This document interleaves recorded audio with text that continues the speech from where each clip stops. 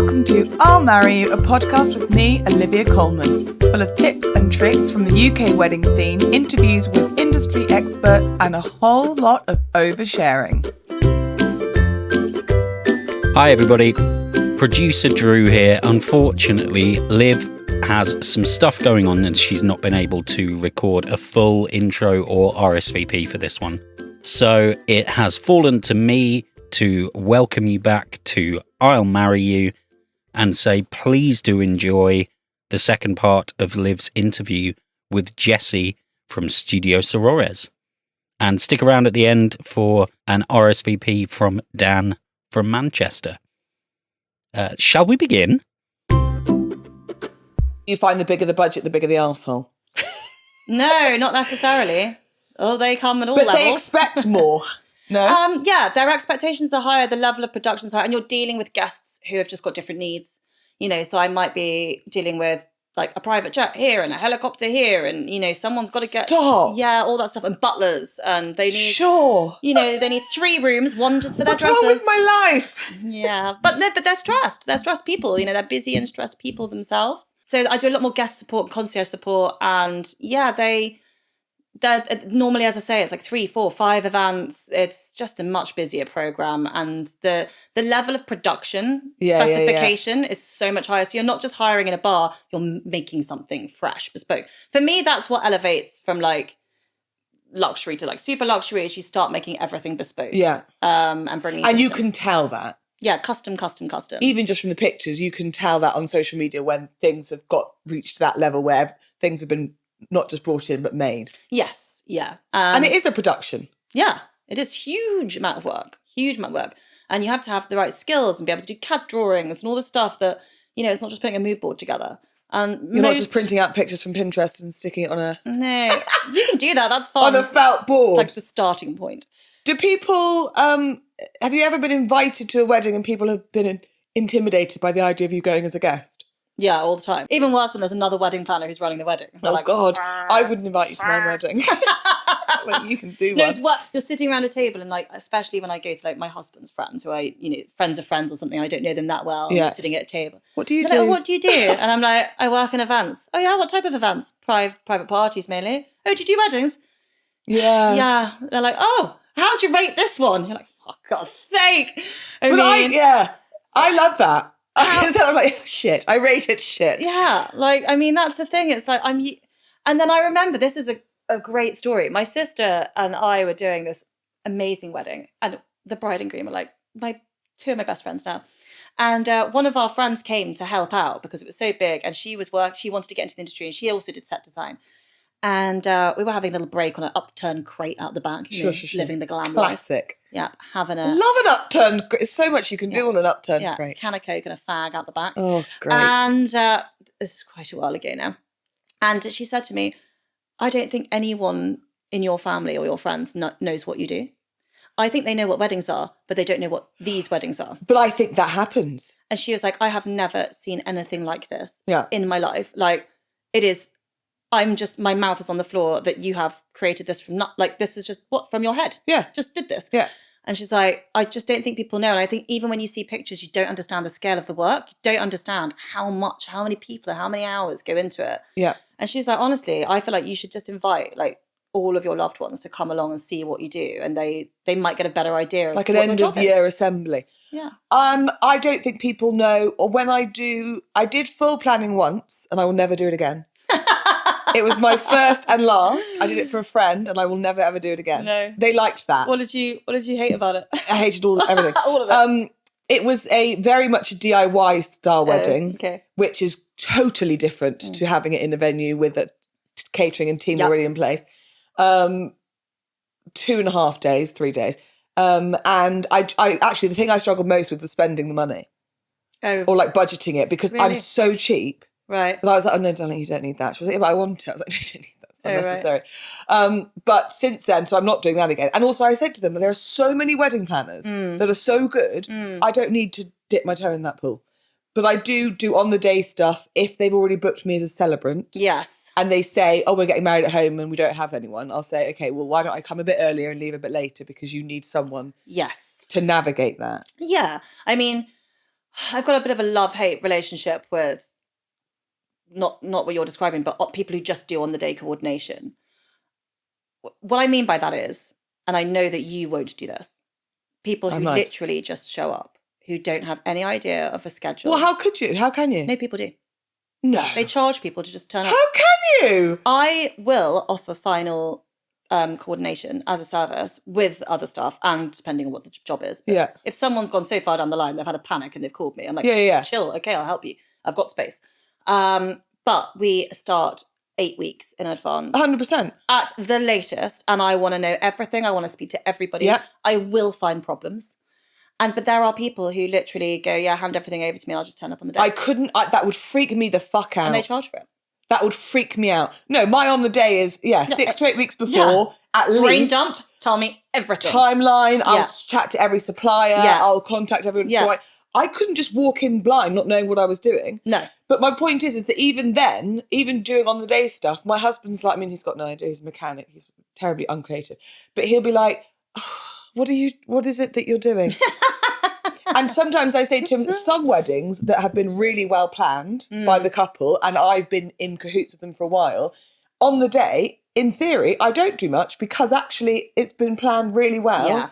So I can sort of just puppeteer the whole operation. Yeah. But others, it's just trying to explain to people what you do on the day of a wedding. They don't get it. No. And they think it's glamorous, and it's not glamorous. Not glamorous. Oh, God, no. I've got plantar fasciitis in my feet from being on... I beg your pardon. Plantar fasciitis. I had that somewhere else. What do you mean? My vagina. No, I didn't. What is it? How? What is it? It's just like painful feet, basically. Painful fanny. Well, yeah. Painful feet. So basically, I did a massive wedding where I had basically walked a marathon by like 11 a.m. Yeah, the amount of steps you do. 3 hours sleep, 5 days of advance from London out to the countryside. And I was running around like a banshee because like we just didn't have enough of the golf buggies to get us across the site quick enough. And there was a heat wave and yada, yada, yada. Anyway, they've just never recovered. That's it now. Like, I'm going to have steroid injections on my feet. Stop. Yeah. I mean, they're like, it must be so glamorous. Like, no, I just live in pain. Glamorous. Yeah. That's a result of my job. But this is what I mean. It's like self-love. Like, genuinely, I just think you either are a personality where, like, living your life in this chaos world is, like, the most exhilarating, fun thing, even though it's stressful. Yeah. Or you're not. Like, you can't be a lazy person. You can't be someone who's like, I'm just a bit tired. I will work through that tiredness. Because I think also what it is that when I've had other jobs before, like at the venue when I used to work there, a lot of people would leave because to them it was just a job. Yeah. Whereas to me, and even now, and a lot of my clients say this about me, is that my priority is to make that couple feel like they are the only people on planet Earth that have ever been married. Yeah. And this is my most important job. Exactly. Ever in life. Exactly. Like, you kind of want to be like their best friend. Yeah. That everybody Therapist. loves, but is also slightly afraid of. Oh my God, yes. And that's us. That's it. And I'm really naturally good at that. Yeah, as well. I'm one of those people that a lot of people, Drew might attest this, a lot of people used to say to me, I didn't like you at first. Yeah. I thought you were going to be really intimidated. Yeah. I was really scared to I come like and say you now. hello. Why do people say that? Like, I are you know. meant to be like, oh, thanks? Yeah, cheers. They're like, I thought you were going to be... Thought you were a bit loud. Yeah, I thought you were going to be really mean. I was a bit scared to come and say hello. I'm like, I'm so friendly. Like, come and have a drink. Great. I think you have to be, I make that a huge thing, is that I become friends with my couples, and all of my couples, their guests think that we've been friends for years. Yeah, I think it's really important to have that relationship. But there's also because they've got to trust you. I think it is also important to have some professional boundaries. That's something I've learned, because I've been really guilty of being like, throw my whole self in. Yeah. And then I end up at like 3 a.m. on a Friday talking to the mother-in-law because she's having an epi about the fact that there should be some fresh flowers by the fireplace that they were going to be replaced anyway. But, and I take the call. Yeah. I'm not like, I know you're about to sleep. No, I'm the same. What is it? Yeah. Oh, okay. And then sometimes like emotionally, that's very, very, very draining when you care so much.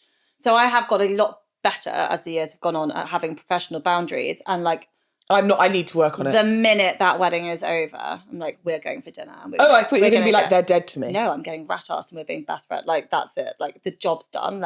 And then I end up doing other stuff for them often. But, I think there's definitely a boundary I've put in place for my own health. I find on the ones that I've coordinated, at the end of the day, I've got this new tradition where I won't drink all day, obviously, because I'm working. Yeah. Wink, wink. And then at the end of the day, once I've kind of clocked off, I will pour myself a drink and I will go and I will sit somewhere out of the way, but watching.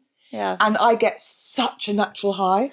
Do you know, it depends. Sometimes I do that. It depends on the client. It depends how close we've got over the planning period. Sometimes I'm on that dance floor. I was going to say, you're leading the karaoke, I'm aren't like, you? come on. No, often my clients are like, you are having a drink. You are coming up. Yes. Come on. I was like, no. I'm really tired. All right, fine. And I've stayed like at the family home of clients I've done. Like I've slept in like their family bedroom. And like their dad's bought me a cup of tea in the morning. I and love like, that. you know, sometimes that's totally fine and appropriate because I've got on, you know, there's a certain connection. Other times it's the sort of client where I'm just like, do you know, I think I just need a little bit of distance. Yeah. And that's nothing on them. It's only because, you know, the type of event it is, or, you know, sorry, I've only got 3 hours sleep. I want to be in a hotel with room service, and that's not a personal thing. No, you just want the some schedule quiet time. demands that I need time away. How do you not get overwhelmed? Because one of the other things I hated about being a wedding planner was that the buck stops with you. Yeah. So to me, and I said to my couple, I was like, you hire a wedding planner so that you've got someone to blame if it goes wrong. You've got someone to rely on. You've got someone to look at. Let's like, not put that snippet out there. Okay, everyone, that's why you hire a wedding planner. T's and C's. But the buck stops with you. Yeah, no. And how do you not find that overwhelming? Because people come to you, and I'll say to my couples, like, even with the ceremony, because I've become close to them, they don't just talk to me about ceremony things. They talk to me about all wedding things. And I'm like, yeah, like you are. Yeah. Professional boundaries are a bit hit and miss. Yeah. Yep, come tell me, I'll try and advise. But it's overwhelming. Everyone's coming at you and asking you a million questions. Yeah, I just don't find it overwhelming. I don't. And I'm quite calm in a crisis. Like, I'm that person who's, that's good. You know, like I'm a first aider and all that stuff. I'm quite calm. You have to be a planner, you have to absolutely be cool as a cucumber when the worst thing happens. And I have had terrible things happen. What's the worst thing? Oh, I don't know. There's so many. You're trying to think of the ones you haven't signed an NDA for. No, I can give loads. It's just, you know, how long do you want me to sit here and bang on about them? Yes, so you don't get overwhelmed. No, I don't. I'm very cool in a crisis, and I have had loads of them. And I think as a wedding planner... Just give me one. Okay. I want the good stuff. There's so many, but there's, one awful one. Oh, yeah. We were doing a marquee wedding in Cheshire. Beautiful house, beautiful marquee. Anyway, the bride really, really wanted to have proper candles in glass holders in trees in there. And it was a florist who provided them. We actually changed florists for the displays, but she was like, oh, this florist has got these trees. I'd never worked with her before. She's like, I've used her for parties because she had her husband had a business where he did events and they'd use them. So I was like, okay. And I always sign everything off and make sure everyone has the same insurances, et cetera, et cetera. So, you know, you do your due diligence. Yeah. Anyway, all these trees were in there and it looked stunning. Ghost chairs. And yeah, that was beautiful, beautiful. I'm just about to call everyone into dinner and I'm just doing a final check. Out of the corner of my eye. Oh, God. I see this tree start to fall. Oh, I thought you were going to say start to go up in flames. No, fall. It's full of fire. It's full of flames. I'm like, so I leg it. At the same time, this other guy who like worked in the catering team caught my eye, looked over and ran at the same time of me. We caught this tree. Oh my God. It's dripping wax on us. And it's half crashed onto the table, dripping wax. His beard had like wax in it. And I was like, blow all the candles out. And I was like, get the trees out. Sound the alarm! I was like, get the trees out. Like, if this happened and a guest is sitting here, I was like, we can't have them. So this whole table's now ruined.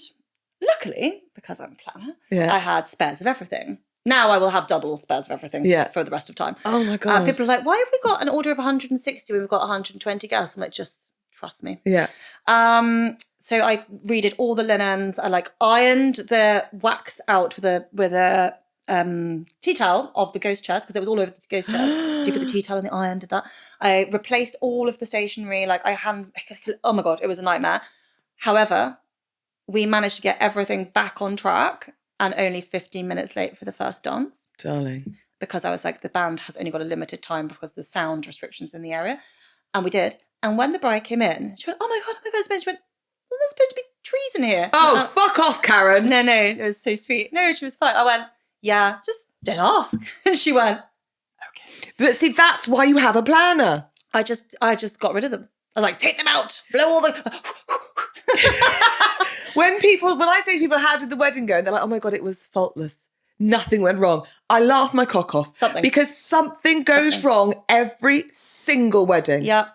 Vintage cars that weren't put back on the back of the lorry, and they tried to drive them rather than carry it, and then it like overheated, broke down. I've taken quite a few brides in my car for emergencies, broken down cars. I used to have a little vintage Nissan Figaro, which I loved.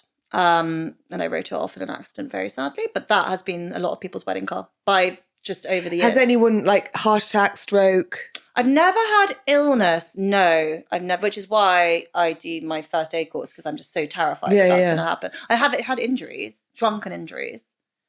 Drunken? Oh, yeah. Oh, I thought you said shrunken. Like, Honey, I Shrunk the Kids. Yeah. Like, what happened mid-speech? They just Benjamin buttoned it. Drunk people are a liability. Oh, well, I am, yeah. And I've had awful, awful rude guests that have, like, almost ruined weddings by their bad behaviour. Yeah, I can imagine that. And I've had before, like, clients who are like, this person, by the way, is, like, an addict, so you need to kick them out if they muck around. And I'm like, how am I going to manhandle someone out? I'm like, we're going to hire security for your wedding if you've got that person there. Like, I'm not doing that. No. Again, I've got a lot better at being like, I'm not your cake maker. I'm not your driver. I'm not your security. Yeah. Like, we're going to I'm not your bitch. We're going to have people come in for that. You know, there's nothing I wouldn't do to kind of help out on the date, of course. But now I'm a bit more aware of things that can come Well, up. actually, you could be in a vulnerable position. Yeah. But yes, I mean, honestly, there's so many things. I mean, almost every wedding, something happens. Where something goes wrong. Yeah, even my own wedding, my second wedding last year. So I want to get onto that. Stuff went wrong. Even from a distance, even as an Instagram fan of yours, I was the anticipation of your own wedding. It's like, because, you know, when you're a top wedding planner in the whole of the country, what's your wedding going to look like? Did you feel that pressure? I did, actually, a bit. But then I kind of, it came and went. How did you even begin? But the thing is, I don't really have the budget of my clients. Do you know what I mean? Like, I am not spending millions on my wedding. But, you know, I had loads of my friends and team. That's my daughter upstairs. What's she doing? Morris dancing? Laura! Shut up! So you had two, but you had two. You had a British one, which was small and intimate. I had a British one, which was small and intimate. And there was 40 of us. Church just down the road. Went up to my father-in-law's house. Tent in the garden. Danced under the stars. It was just actually my favourite, I think. Yeah, it looked incredible. Yeah, it looked beautiful in the photos, but also I'd planned it all, designed it all, but then Paula, who did my flowers, just went above and beyond the call of duty. Yeah. I mean, I was blown away by what she did. Wasn't expecting it. And it was just lovely, and the kids were with us, and it was family orientated, and it was just small, and it was like a big dinner party. It was lovely. And I do love that style of wedding. Yeah, I do. I was really nonplussed about that one, and it ended up kind of being my favourite. Maybe that's why that was your favourite then. Maybe more less pressure. Also, like, I got ready at home. I walked to the church. Like, so that's where you were legally married. Yeah, went to the pub for a few drinks before we went out. Like, it was very relaxed. And then for the Marrakesh one, it was obviously like just a mega party. Like, with yes, babe, all it was. our friends. How many guests were there? 100 and something. So why did you choose a small English and then a big abroad? Well, we did the big abroad bit. We made our minds up with that first because I just didn't want to have a wedding in the UK because I didn't want it to feel like a wedding. I didn't want to feel like work. But you do abroad weddings? Yeah, but this was like, I'm on holiday, so I'm going to relax. Okay. Whereas any of the venues in the UK, I know, like, inside out. Yeah. And I didn't want to do a big marquee wedding because marquees are my bread and butter. So I was like, I don't want to do that here. I just don't want to do a big marquee wedding at home. Yeah. I just do them year in, year out. That's what I do. And it just, you generally do more marquee at home weddings than you do venues? Depends on the year, but yeah, bit of both. All marquees at venues. Yeah. But I genuinely, like, really, really did not want to have a big marquee production wedding at home. I was like, if we're doing something here, I want it to be so low key. I don't want to even think about it because I'll see everything. I'll notice everything. Yeah, busman's holiday. And I thought to myself, in Marrakesh, I'll be on holiday and I just genuinely will not notice anything because I'm going to be so relaxed. That didn't happen. Do you need us to? Do you want me to ask tell my Flora daughter to Yeah. Is she TikToking? Hang on a minute. Let me tell you, if that was a lie that she's cleaning her room, that was a brilliant lie. Of course she is. That was a lie. That was a brilliant lie, wasn't it? I was just cleaning my She room. might be moving it around. I always used to She move might my be room cleaning her around. room. She does do that occasionally. I used to always move my room around. Yeah, she's probably like, dragging her dressing table across the room. I used to love that. So had you ever done a wedding in Morocco before? No, I'd been to Morocco lots of times before, but I hadn't done a wedding in Morocco. So why before. did you choose Morocco? Because you just love camels. We love camel. No, camel. I did not plan the camel. That was a surprise. The camel was unplanned. Fucking surprise. I didn't ask for. Thank you so much to the guys that did that for us. No, we had lots of friends all over the world. So from like Australia, America, the UK, and so I was like, I kind of don't want to be a long flight. I don't want jet lag. I don't want it to be expensive for too many people. I want there to be like, accommodation that people can afford and it not be a really expensive location to go to. Relatively easy flights and easy. So we had like people coming from Nigeria, coming from Australia, coming from LA, and then the UK. So for us, it was just kind of like a kind of central location. We had to do it in a school holiday because of the kids. And so I couldn't really take time off in the summer. So that meant October. So there was just a greater chance of nice weather. And it was my birthday the same week. So we thought, well, we'll wrap it all up. Was it last year or the year before? Last year. And Henry had never been there before and went out there and he just loved it. And we just thought, actually, we can do it in a really relaxed way, really easy without doing a huge amount of production and decor so I can just relax and enjoy it. Hello, everybody. Producer Drew here, jumping in to let you know that this podcast is sponsored by Filmed on Phones. With Filmed on Phones, your loved ones video your wedding on their phones, and their clips are edited into a fun highlights video by a professional video editor.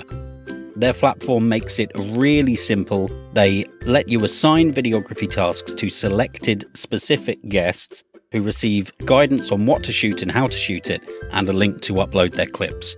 The end result is an affordable, relaxed and fun wedding video made collaboratively with your family and friends that I wish existed when I got married. To find out more, listen to our episode where we spoke to Ollie from Filmed on Phones or visit filmedonphones.com. Now back to the episode. Did you have a wedding planner?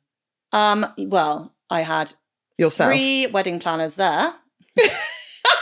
And other people in the industry. Is that a bit like if you're a doctor and you invite loads of doctors to the wedding? Let me tell you, I love them so much. Like, they just do stuff without being asked. I've got a photo of 3 of them. They're guests, and they're like lining up all of the chairs and all of the like glassware. Because, like you say, they see everything, and they can't. No, not. they were like, Jessie's gonna let's just go off and check. They know what I'm like. The reality is still everything was not exactly right. Well, I noticed absolutely everything. Did you? Yeah. There wasn't a thing. Any regrets? I kept going, why is that there? Why is that there? That cocktail's wrong. I didn't choose that kind of... Like, I saw everything. No. Yeah. Oh, no. Yeah. Did it ruin it? Not ruin it, but did it hinder it at all? The first night was... Like, things were a little bit wrong, but it was so magical and so beautiful. And that was the night in the desert. And everyone was wearing white. Everyone was wearing white. And it was next level. It was so, as an experience, amazing. So, like, the napkin fold wasn't as I would do it. Motherfucking wankers. Do you know what I mean? It's that level. That's unacceptable. But this is what I'm like for my clients. I would literally go and redo them all. But I couldn't. But I didn't really care about that because it was quite casual anyway. And then the main wedding itself, oh God, I just really noticed loads of stuff and it really bothered me. Like, even just like the DJ, I had micromanaged the fuck out of our playlist. I was like, I hate wedding songs. I listen to them all year, every year. You didn't want Come On Eileen? And like wedding? stupid Bruno Mars, no. Do you know what, Bruno? I don't think I want to marry you. No, I don't want any of those. I was like, don't do any. I don't want any 80s at all. Like, I don't want any classic wedding tunes. Wham. No, get it out. And like, what was your first dance? Our first dance was Lana Del Rey. I'm gonna Young and Beautiful. No, actually, not that one.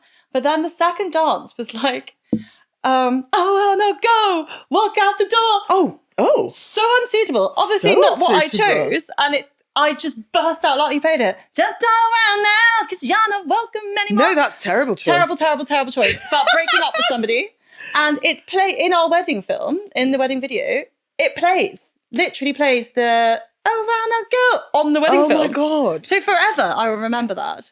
But see, that's a mistake that's fun. I mean, some mistakes, I think, make I it. kind of love that one. Yeah. It was very Marrakesh. Getting married, you do need a wedding planner. Take a wedding planner. Just 100%. You have to basically be corrupt to get a package out there. So you just get your wedding planner to take everything in suitcases. So were all your suppliers from here that you took out, or were they all local? No, bit of a mix. Okay. Bit of a mix, yeah. And what do you do when you're planning a wedding abroad? Same. Well, I like to employ people locally and sustainably, it's better. Yeah. But you can't always find the talent. No. And so then I will bring people out if I need to. But then even then we might bring a floristry team out, but we'll use local flower growers. Or we might bring... Yeah, that makes sense. Yeah. We might bring certain production stuff out, but then we won't do we will have rentals locally. Yeah. Yeah. So it's a bit of a mix. And who married you in Morocco? My husband's cousin, Jasper, he also did his bit wrong. He did not practice. Fucking hell, Jasper. Amateur hour. I wrote the script. No, did you? Honestly, it was really good. Oh, I want to read I'll that. send it to you. It's really good.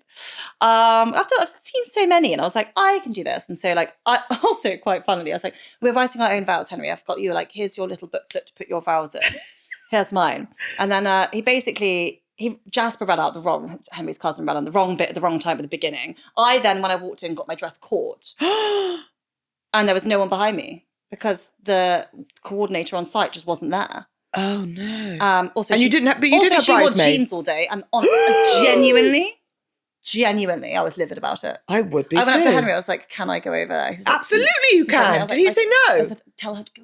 Go away." I was so high maintenance, it hurt. No. That you shouldn't wear jeans. So I got caught in the door. So anyway, managed to get that uncaught and pretend it didn't happen. Yeah. And then Henry did his vows first. They were quite short and sweet, and he had his microphone. And they went to give him the microphone and said, "Oh, no, you'll have to hold it because I need to turn the page." Yeah. He went, "Pages."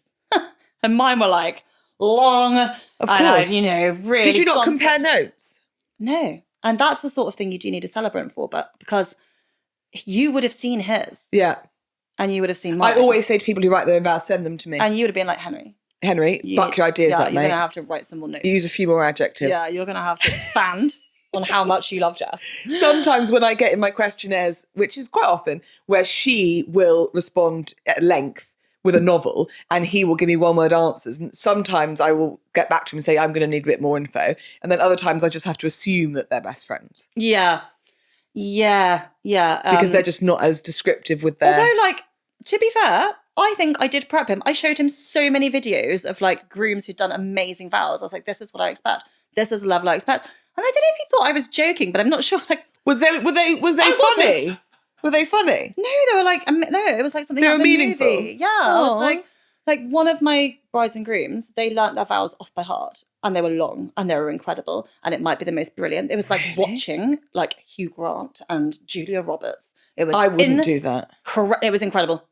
It was incredible, as an experience as well, watching it, because they were really saying it. Yeah. Oh my God, it was amazing. And I was like, look at this film. Are they both actors? Nope. They just really tried really hard. They really were like, we're going to learn them because we don't want to be on a piece of paper. I loved it. The worst is when people are on their phones. Oh, no. If anyone reads anything off their phone, it makes me so angry. No. That's just a no. That's pure laziness. That's just... Print that shit out. Yeah, I know. I made a little linen-bound booklets. Of course you did. Of course I did. Needn't have, for Henry. He could have learnt his. I just made one of those revision. I really love her. One of those She's really revision great. cards that you get for your GCSEs. She's brilliant. I fancy her loads, and she gets drunk with me. I mean, that's good. It was more than that. It was more than that. That's all you want to hear. Mine was very fluid and long. But yeah, no, he didn't get that memo. So I have a theory, and I want to hear your opinion on this theory. I was talking to someone the other day at one of my fancier weddings. See, something I quite like is that I do all different kinds. Yeah. So I will do a pub. Yeah. Which the budget's probably $2,000. Perfect. Yeah. And then I will do great fun. Urage that's hundreds of thousands of pounds. Yeah. And I love that because I get to meet all different types of people and all different types of wedding. But I have this theory. I haven't done any, as far as I'm aware, super luxe. Right. I think, that is because either they are of an ilk where they are traditional, so they get married in a church, Even if they're not religious, that is what one does in certain circles. Yeah. You get married in church. There is a bit of that. Yep. Or they don't have a celebrant or a registrar. They have a friend do it because they are of a certain personality where their friends went to a certain school. That means their friends are very good at public speaking. I think that's probably more likely. Do you think? Yeah. But I think that's why... But I think it can be a mistake. 100%. Because you're not actually a professional at doing it. And I tell you, I went to a wedding this year in Italy as a guest, and they had their friend who's like a reverend, and he was known as like the hot reverend in Notting Hill or something in London. He is gorgeous. Nice. And love a hot vicar. His wife was like, you've got to change, because all these women were like going to church. It was so hot. They were all, suddenly the numbers went up, and she was like, this is ridiculous. Anyway, he did it in Italy as his friend. Yeah. And it was again like being in a movie. He was amazing because he obviously was brilliant. That's what he does. Yeah. But he was also hot. All the girls were going, that would put me off. Do we get to dance with the hot vicar later? I have a thing on my website that says I'm attractive enough to be in the background of your photos, but not so attractive as to pull attention. And I think that's key. You've got to be able to blend, yeah. Yeah, that's really important. Yeah. But I'm desperate to do but then you see 2 years ago, I hadn't done Urage, and I was like, as soon as I'm you desperate do one, to do one. As soon as you do one, then you get recommended. Well, we'll make it happen. Thank you. Yeah. So what do most of your clients do then? Church? Do you know what? There was a real trend of not having churches, and a lot of people want their legal wedding on the same day, so they end up having a registrar. Mistake. That's changed. So now it's gone back to church, or totally common now to get legally married and have a celebrant and do what the hell you want. I do. I mean, a lot.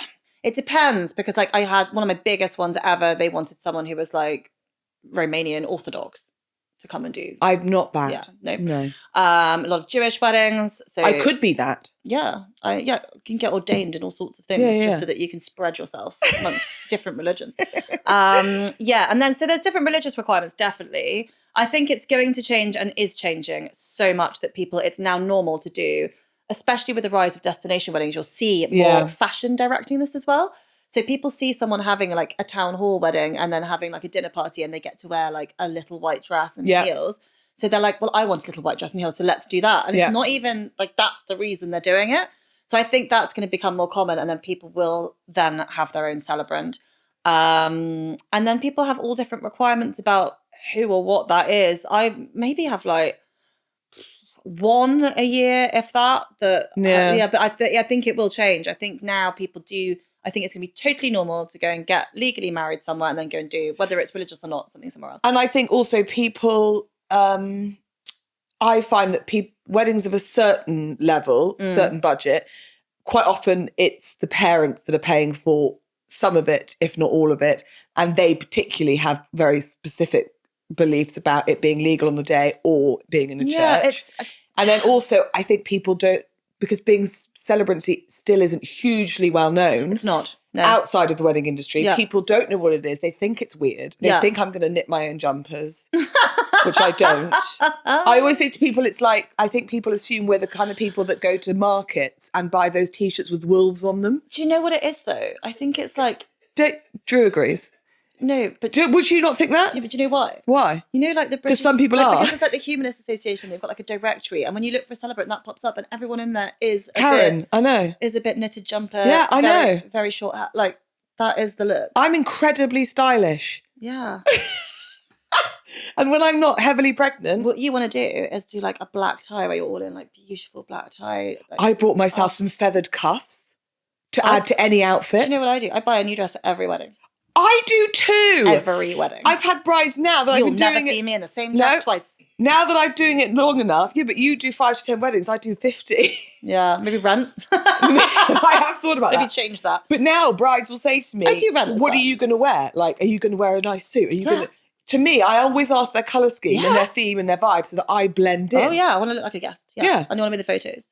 And like, honestly, like I would, anything other than having your legal wedding on the day with whoever turns up and potentially can't even speak properly, looks awful and doesn't move out of the way of your pictures for a kiss. Like, just don't do that. But you know what? It's men. Men want to be legally married on the day. Women do not care. Do you think? Yeah. And typically. They think it's real if it's legal. Yeah. I know. Like it's a real, like they're not involved in most of the discussions and then they pipe up. Like mother-in-laws. Yeah, mother-in-laws. Who do you think's the trickiest of the wedding party? I think it's the groom's mums. I think it's always the men. Do you? The dads. Do you? Because they're paying? Yeah, and they have opinions. And people with opinions are the worst. I'm sort of blonde and youngish, and they think that I'm just silly little girl. Oh, she just does weddings. And I'm like, yeah, I did a law. But then I did a law degree. And that's where your corporate. That's where your corporate experience comes in as well, because you know how to deal with big balls. That thinks. Really. I have one potential client who never ended up being my client. I don't know who they went to in the end, but they basically were like, your contract is ridiculous. It's clearly not been written by a lawyer. I was like, well, little known fact about me. Oh my God, because you wouldn't. I would never have thought you did law. I got a first in commercial law and contract law, so God, you got a first. pretty sure, as well. pretty sure that particular contract is fine. Plus, I also do have a legal team that checks everything. You're such a high achiever. You know when you're like, shut up, man. Like you're just trying to get me to sign over like certain things that I wouldn't, or like responsibilities that are not mine. Yeah. And you get that a lot. And I'm not afraid to I negotiate contracts with my clients. 100%. Yeah. I'm not someone who says I don't negotiate. That's part of business. That's fine. But I'm not going to have the wool pulled over by anyone. I'm not going to be treated like I'm an idiot. And I find it's always dads that if there's anyone that is going to be a problem. It's never a bridezilla. It's never the bride. She's the last person. It's never the bride. She's the nicest, sweetest, loveliest person. Yeah. Grooms and always just get nervous and just like keep them busy, keep them busy. They're so sweet. It's always parents, but it's generally, for me, it's the fathers that can be difficult. I see. I find it's the mother of the grooms. Once I put my foot down and they see that I'm serious. They respect you. They respect me. I shouldn't have to, but I do. And then they're like, okay, we're just going to let you crack on. And then it's fine. I've made cards for this, which I've never actually done. It's like quick fire. Yeah, no, well, it is quick fire, but there's two things we haven't even discussed. Oh. But so quickly, because we've been here for 17 days. The school, what is the School of Sorores? Oh, so I used to do mentoring years and years ago, and then I stopped because I had a few bad experiences with people who just took advantage, really, and ended up kind of costing me time and money. And then I just really fell out of love with it all. And I actually did a business years ago called Flourish and Prosper. Those of you who've been following me a while I love that. would remember that. I did it with a couple of other people who've both since left the industry. But I did this sort of thing before, and I just found it all quite intense and exhausting with people asking me lots and lots and lots of questions and just wanting to sort of feed vampire-like of all my knowledge. And so I stopped. And then during COVID, obviously, I did a lot of work and I spoke to a lot of people and I kind of opened my eyes to the wider industry rather than like my narrow view of it a bit more. And I realised like how much you gain from other people and people who are new and actually in teaching and guiding and I felt in a more secure position to be able to give that. I'm experienced enough and I've got, enough referral networks and stuff that I can give away some of my secrets or at least help others kind of whether they're a planner or not. And I didn't want to do that in the same way I did before. So I set it up as a separate thing with a course that literally don't book mentoring with me unless you've done the course. Do the course. Then you'll get so much more out of mentoring. So it's just one course on how to elevate your wedding business. So anyone in the industry? Anyone. And honestly, everyone that's done it has come back to me. I should upload all my reviews at some point. But I've just said, oh my God. And then they've booked up mentoring and then we've just flown. So you can do one-on-one mentoring and you can do that as a full day or just an hour. But I would always get people to do the course first because it pretty much, I end up telling everybody the same thing in that first hour of mentoring. So, do you do workshops? Yep, anything on request really. So the one day one would be a full workshop, full day. Can be with a full team of people if need be or a big venue. And I've just got a place to send people now where I've done the course, I've done it. People can do that without, having to spend time going over and over the same thing. Yeah. And then when we get to mentoring, it's really lovely. It's like rebranding or going in different directions or coaching on just like sales techniques or something very, very specific. And kind of utilizing all my experience from kind of publishing to PR to running my own business and knowing the industry inside and out. Because people do, if you lack confidence, but it is the kind of career and industry where you do need a lot of self-belief. Yeah. And it's lonely. Resilience. And it's lonely. I thought you said Brazilians. No, then. not Brazilians. Like we all need no a one does Brazilian. that anymore. Is Everyone that has a another bush thing? now, don't they? Probably. Lockdown taught us all we didn't care. Be the Don't need bush. any of it. But Resilience.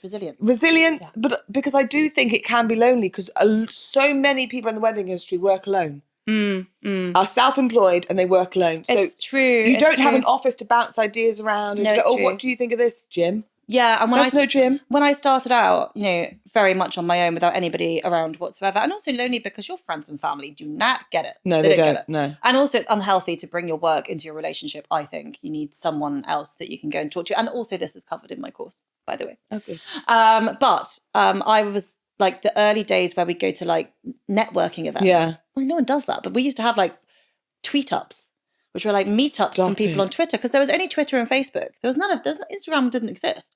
And so we'd have these things and we'd go like locally and I'm still friends. Like I had children alongside some of these people and we had this community and this network and it was very local. It wasn't national. And I went and did everything. I met people. That I would say half of my success is based on the fact that I got off from behind my arse and went and did things. And you got away from the screen and you actively went and met people. Yeah, and then they go, oh my God, she seemed great, we'll refer. And my biggest source of income is referrals from other vendors. 100%. Like definitely not anything else. But now it can be very lonely and everybody's sitting behind a desk and, we had lockdown that pushed us even further behind our faceless, behind our desks and Zoom calls. Yeah. And also I just feel like it's a very saturated market and everyone feels a bit like they're looking at each other and there's not that sort of... Do you compare yourself to others? No, I don't. I try not to follow anybody who really. I try and follow people who are not in the wedding industry or just people I find funny or like them. Like I try not to. I'm both of those things. Yeah, I know. That's why I follow you. I don't follow you just because I love celebrants. Bloody love celebrants. God, I love them. Yeah. So I try. No, I don't. Because there are people out there who would.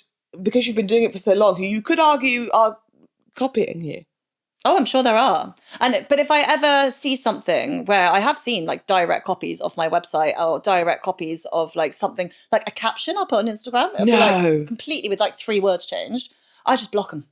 Yeah. I don't spend any energy on it. And then someone said, oh, but why do you block them? I'm like, because then I can't see them, they can't see me. And they can go and find me through like a random profile if they want to make the effort. Fine. But I don't know.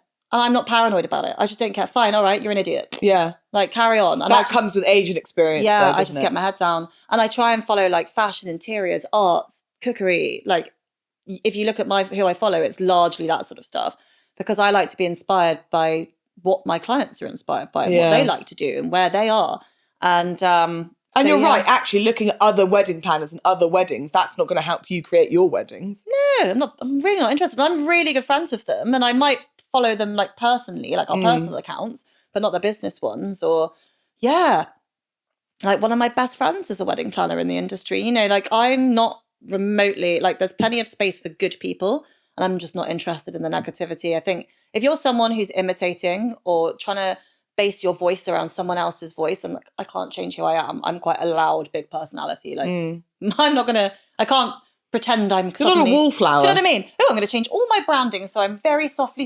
It's just not going to work. So I just think, well, they're going to do it and they're not going to last. And, you've got to be yourself. A lot of people don't last. You've got to be yourself. A lot of young girls think they can plan a wedding. Oh, I plan my own wedding, so I'm a wedding planner now. Yeah. Bollocks. You just stroked your tummy. Can you feel bumped? Yeah. Can you feel a little kick? She's kicking me. So cute. Get out! So, yes. She wants a hobnob. I've got a hobnob. Darling. We all want a bloody hobnob. I offered you one before. I didn't know it was a hobnob. You just said a biscuit. There's no posh biscuits here. Is it a chocolate hobnob? Yeah, chocolate hobnob. I have one to go. Right, I've quick fire. Go on. UK or abroad? UK. Home or venue? Home. Band or DJ? DJ. Traditional or modern? Traditional. Starter or pud? Starter. Wedding cake or wedding cakes? Wedding cake. Oh, I would have gone cakes. Nah. Bet you don't like a donut wall, do you? Nope. Messy. Minute you touch one, it's messy. I did have plural cakes at my UK wedding though. Do you know what I'm really into at the moment? Those like huge pavlovas. Oh yeah, I've done quite a few of those. Oh God, I want one. Italian traditional, they do those big huge ones. I know I love a piece of art as a cake. A structural, amazing piece of art. It's not a cake, it's a piece of art. But it's all art. It's all the industry people that do. It drives me mad when people are like, "Why does it cost so much?" Because it's art. It's a real gift. Yeah, but doing we are very gifted. Like what these people can make out of sugar, I cannot tell you. I couldn't. The idea that I could do is no.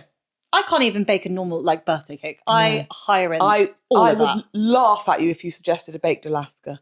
No, lemon meringue can do one. I can make banoffee. I can do that. I can do a banoffee. I love a banoffee. Bit of ice cream. Right. What are your top 3 tips? My top 3 tips are 1, to break down your budget and know your budget and not just go out there and tally up as you go. Actually break it down. And don't be airy-fairy about it. Give people a budget that you're working to rather than asking for pricing. I promise you that people do not just give you the biggest quote. If they haven't got a clue, they'll just quote out of thin air, and there isn't an average quote. So just tell people what you can afford, and they will quote to the best of that. Okay, so that's break it down, and then tell people what you can afford. And if you need to adjust it as you go, that's fine. My second tip is to think not just about the visuals. Think about how it tastes, the quality of the things that feel good to guests, like just having nice glassware and napkins. Yeah. How it sounds, the music. Think of all of that stuff together, and don't just get completely locked into, is this going to look pretty? Which is what's it going to look like on Instagram? What most people do, because that's a mistake. And my final tip is to actually genuinely enjoy it. And if you're not enjoying it, if it's stressful and you can afford to get help in any of the areas, then get it. But it should be like, planning a wedding is part of marriage. You're learning to compromise. You're learning to deal with different families. You're learning to bring together groups of friends, and you're learning a lot about your partner that you may not have known before, even though you're getting married. It reveals all sorts, like weddings, funerals, christening tend to bring out the best and worst in people. So enjoy it. And I would just say, like, book a Wednesday with wine to do Wedman. Like, book an hour a week, sit down, go through it, and then forget it. Leave it, let it go. Yeah. Don't become obsessed with it. Don't spend every day talking about it. Go on dates, do your normal stuff, just set time aside. And if you need to bring in help so that you actually enjoy it and prepare for marriage in a healthy way where you've got just objective third-party advice who knows what they're talking about, then do it. And it doesn't matter what anyone else's opinion is. Whether that's an hour here and there or someone doing your full planning, I would really recommend that. But yeah, you should definitely be having fun. It should be fun. You're wedding so planning. wise. It should be. I am wise. You are wise. Darling, you've really lived now that I've hit 40. God. 40 and fabulous. Yeah, these are my... But I think my 40s are going to be my decade. Yeah, I was like, I hate this. I hate being 39. I don't want to be 40. And now I'm here. I'm like, brilliant. I'm all right. Yeah, brilliant. Fine. Yeah. And I wore like a ridiculously sparkly clown dress for my 40th birthday. As you should. And in fact, brilliantly, I came down wearing it and my friend's daughter went, bloody hell, that's a lot, isn't it?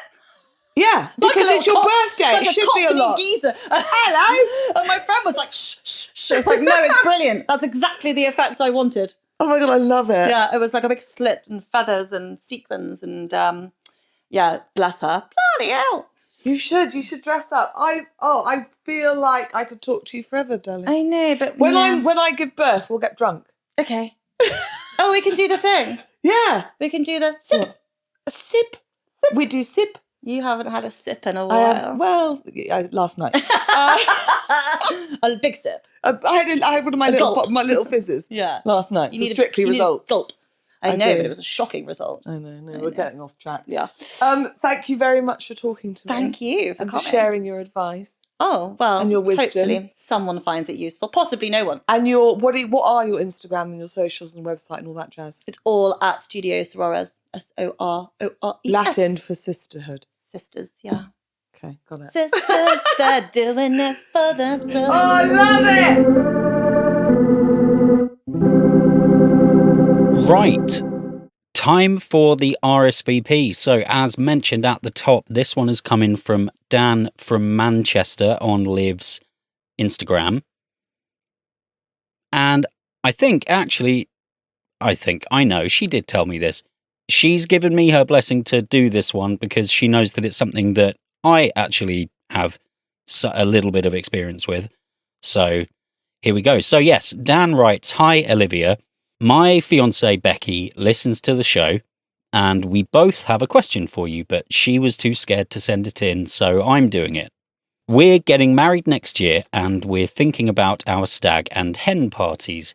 We've both got ideas about the kinds of things that we really want and really don't want, like being handcuffed naked to lampposts and tacky fancy dress.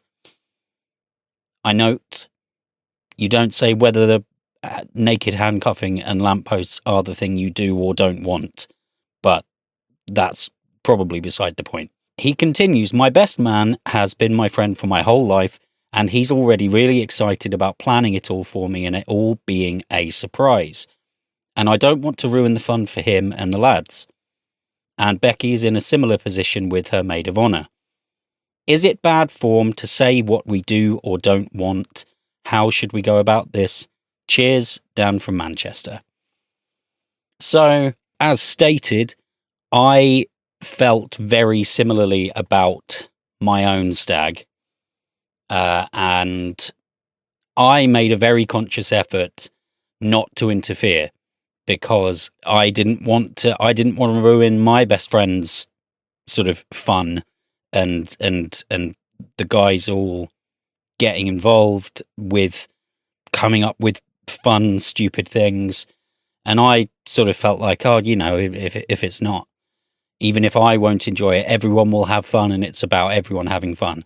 And actually, that's bollocks. It's your stag. It's your hen, Becky. There's got to be a compromise to get what you want, because I didn't give any direction and had a really lovely time, had a great time on my stag, but it wasn't what I would have wanted at all, really. Had a great time. I love my best friend. He did a great job, but it wasn't what I pictured. So maybe try and find a compromise. Like, it is entirely within your rights to say, I really want this thing to happen, and or I really don't want these things to happen. Hopefully you can find some space in there and you can say, I want you to be able to plan surprises and everything else is in your wheelhouse, but this is something that's incredibly important to me. I want this or I do not want this. And I think that's fine. So find a happy medium. You know, if your best man really kicks off, then maybe you shouldn't have been friends with him for your whole life. That's a horrible thing to say. I don't mean it, but he won't kick off. You'll find a way through it. Just have a conversation. Don't worry about offending anyone. It's your wedding. And I'm sure your respective best man and maid of honour will understand. So that's it for this episode. Thank you so much to Jessie from Studio Sorores for hosting Liv and I for the recording of the interview and for being so generous with her time and anecdotes. It was a fantastic interview. I hope you all enjoyed it as well. We, Liv and I, Liv mainly, I don't care. I do, but, you know, it's Liv's podcast. Liv hopes you enjoyed this episode, and we will catch you for the next one. Thank you so much for listening. It really does mean the world. If you find this podcast even remotely helpful or moderately entertaining, share with all your friends and family. You can DM me any questions, queries, if you want to share any stories on the podcast Instagram at I'll Marry You Podcast. Get in touch. I want to hear all your tall tales. See you soon. I'll Marry You is a podcast by Olivia Coleman. The music is Mr. Sunnyface by Wayne Jones, and the show is produced and edited by Drew Toynbee.